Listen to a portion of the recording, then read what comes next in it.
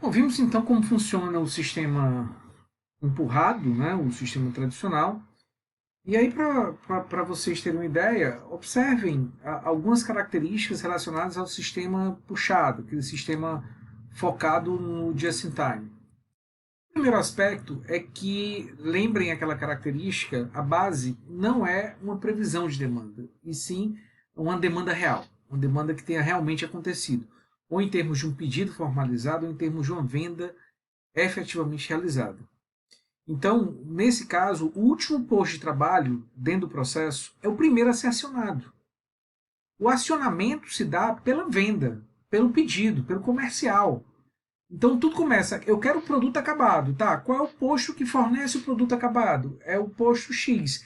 Então vamos começar demandando, e aí a comunicação começa a fluir, para o posto X, o último dentro do processo, mas o primeiro, aquele que está se relacionando diretamente com entrega de produto acabado.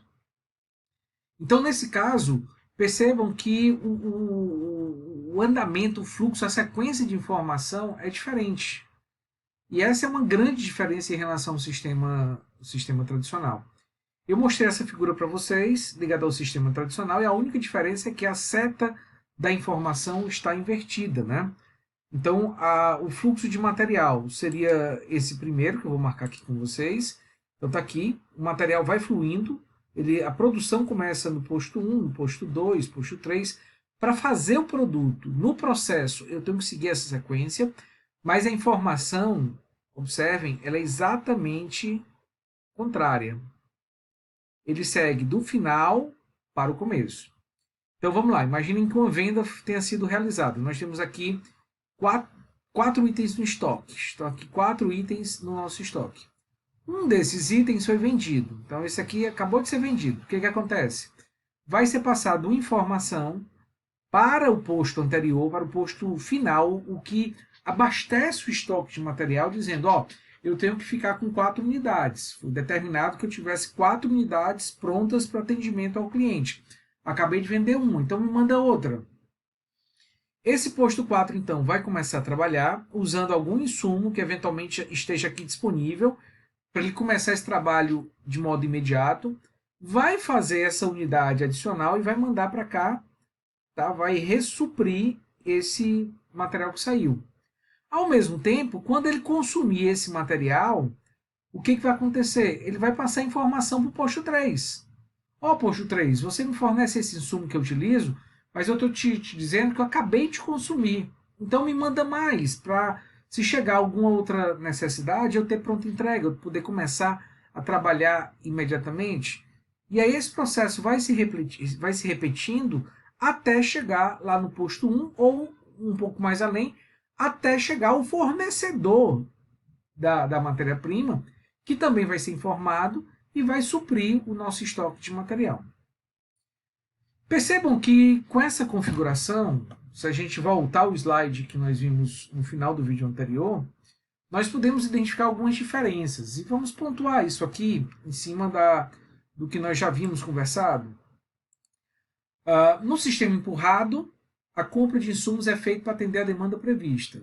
Não, no sistema just-in-time, a compra de insumos é feita na quantidade adequada, certo? Então, é uma quantidade certa para atender uma demanda real. Então, essa é a diferença grande. Nós vamos desembolsar menos e possivelmente esse material que nós estamos comprando vai ser utilizado, não vai ficar parado, não vai ser perdido. Cada posto, ao concluir sua tarefa, empurra o produto ao posto seguinte, mesmo não sendo o melhor momento para tal. Nesse caso, não. O que acontece no JIT? O posto só vai passar material para o posto seguinte quando solicitado. Então, a transferência de material de um posto para outro só acontece mediante solicitação. Portanto, não tem essa questão de receber um material no momento que não é apropriado. Não. Eu estou recebendo o material no momento que eu pedi. Então, é o momento correto. Esse procedimento pode gerar acúmulo de material, no caso do empurrado, entre os diversos postos de trabalho, o que potencializa desperdícios e aumenta o lead time produzido. Acontece isso just in time? Também não. Pode acontecer acúmulo de material entre um posto e outro? Pode. É o que eu estava mostrando, inclusive, na figura que eu discuti com vocês agora há pouquinho. A grande questão é que esse material que vai ficar acumulado, ele foi planejado, foi definido. Eu quero ter, sei lá, um container de material para que eu possa começar a trabalhar e entregar ao posto seguinte se eu vier a ser solicitado. Então eu defini que deve ser mantido um estoque em processo de um container. Eu vou definir o melhor local para deixar esse material, vou programar as condições ideais para que isso aconteça, para que não atrapalhe o fluxo normal do trabalho, para que não haja deterioração desse material, enfim. Pelo fato de ser programado, os desperdícios serão minimizados. E o lead time produzido não vai ser ampliado, porque quando eu precisar utilizar esse material, eu vou ter à minha disposição. E não vai ter estoque esperando, não vai ter material esperando que um lote diferente seja finalizado para que eventualmente ele possa ser iniciado. Ao atender uma previsão, pode produzir aquilo que o mercado não está precisando, não, ele é baseado em uma venda real. Consequentemente, em termos de produtos acabados, só vai ter estoque dentro daquele nível que foi previamente estabelecido. Além desse nível, não vai ser deixado nenhum produto adicional em estoque. Portanto, o estoque tende a ser minimizado, tende a ser reduzido. Percebam que just-in-time não é necessariamente estoque zero. Pode haver estoque. Tanto estoque final, como estoque em processo, quanto estoque de matéria-prima, estoque de insumos. Mas esse estoque vai ser exatamente na quantidade programada, para garantir que esse atendimento ao cliente possa ocorrer da melhor forma possível. Levando em conta, pessoal, tudo isso que foi colocado, essa comparação que nós podemos fazer, é interessante a gente fazer aqui uma finalização, uma consolidação desses vários pontos. O que está sendo dito aqui no texto é que, enquanto no sistema empurrado ocorre uma relativa independência entre as etapas do processo, ou seja, o posto 1 olha para si. Ah, eu estou ansioso, o que, que tem para eu fazer agora? Tenho pedido a previsão tal. Ok, vamos começar a previsão tal. E aí ele passa esse lote iniciado adiante, independente disso ser necessário ou não, de ser o melhor momento para os outros postos ou não. Então, essa independência faz com que cada posto olhe somente para si, para a redução da sua ociosidade, para o aumento da sua eficiência local, o que não necessariamente vai impactar na eficiência global. E, como a gente está conversando, a tendência natural quando isso acontece é que o sistema tradicional seja um sistema repleto de estoque. Estoque lá na ponta do produto pronto, porque foi feito com base numa previsão que vai ser consumida ao longo de muito tempo, e previsões essas que podem nem se materializar. Vai ter estoque em processo, já que o lote é feito integralmente, é passado para a etapa seguinte, que às vezes não vai processar de modo imediato, e muitas vezes estoque de produto acabado. Porque se eu quero produzir em grande quantidade, eu vou ter que ter material suficiente, desculpa, de matéria-prima. Porque se eu quero ter uma produção alta, né, de tudo aquilo que foi previsto, eu preciso ter um suprimento de matéria-prima, de insumos adequado. Então, quando se tem estoque alto, pessoal, uma consequência muito comum é que tudo aparentemente funcione muito bem. Que não se parem, que os processos aconteçam, que os postos estejam em atividade, que você não note nenhuma paralisação por alguma deficiência ou por alguma dificuldade. Por quê? Vamos imaginar, eu tenho aqui um posto de trabalho que está funcionando de forma limitada, tá? Então, está aqui um processo.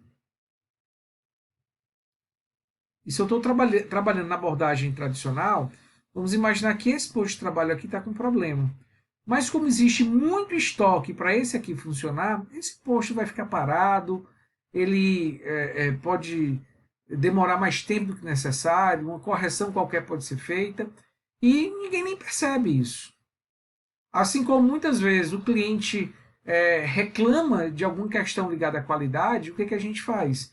A gente entrega outro material, recebe de volta o que ele fez, o que ele reclamou, entregamos o material de outro lote ou de outro dia que está pronto, e a coisa vai seguindo assim, sem uma evidência mais clara e mais direta que problemas aconteceram.